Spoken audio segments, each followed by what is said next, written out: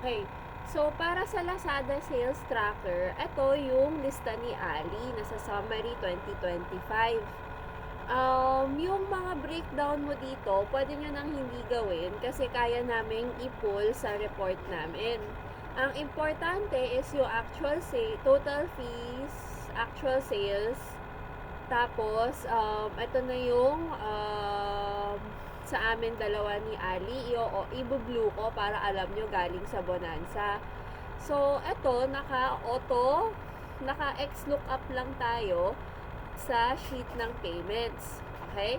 So, makikita po natin na kapag same yung tracking na, yung order, patulad to, pareho yung total niya. So, 1745.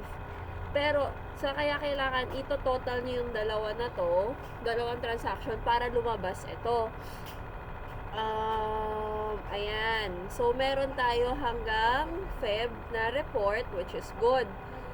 Ang problema lang natin dito is parang incomplete yung report ni Ali. Kasi sa September, dalawa lang yung transactions. Pero dito, sa atin, meron kaming nakuha pang dalawa pa. So, paki-search tapos paki-update na lang. Tapos, maganda kung i-double check mo rin isa-isa.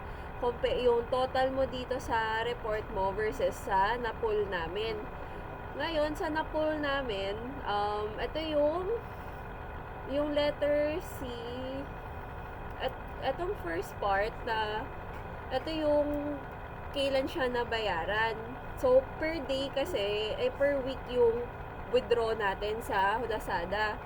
Tapos, ito naman yung kung kailan na-receive ni Lazada yung payment. So, per day naman to. Tapos, ito naman yung order kung kailan natin natanggap. Isang order ID, ilang items ang nakuha. Pero ito, seller SKU incomplete. Isang SKU lang nakukuha ko out of the 4. Tapos, company ko, ito yung total received. So, dapat match tayo ni Ali. Tapos, ito yung item price, Lazada fees. So, ito yung binibreakdown ni Ali isa-isa. Ganun din dito. Tapos, pag may item reversal. So, itong nasa right side, pwede nyo nang hindi masyado pansinin. Ngayon, kapag approve na to, tatanong natin, ipiprint out na lang natin. Tapos, isang total na lang natin siya i-withdraw sa inyo, i-deposit sa inyo. Kasama na yung December o before December, si Ma'am Diana na bahala.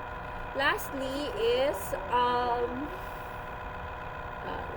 ito, tatry namin ni Miss Rochelle every Thursday, first Thursday of the month, i-report para total mabilis na lang na sa amin. Thank you, bye-bye.